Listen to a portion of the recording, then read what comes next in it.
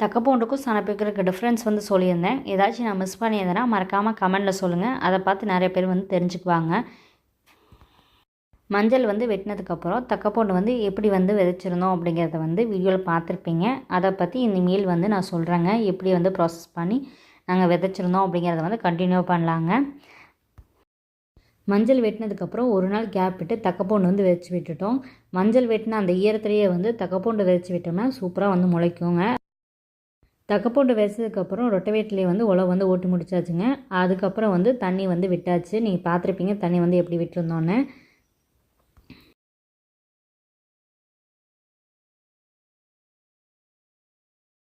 தக்கப்பூண்டு விதைச்சி உழவோட்டி தண்ணி விட்டதுக்கப்புறம் ஒரு 5 நாள் கழித்து பார்த்திங்கன்னா இப்படி தாங்க இருக்குது. சூப்பராக வந்து நம்மளது முளைச்சிருக்குது. நம்ம விதைக்கிறப்பே பார்த்திங்கன்னா நல்லா அடம்பாக விதைக்கணுங்க. அப்போ தான் வந்து புல்லு வந்து அதிகமாக வராது. சூப்பராக வந்து செடி வந்து முளைக்குங்க.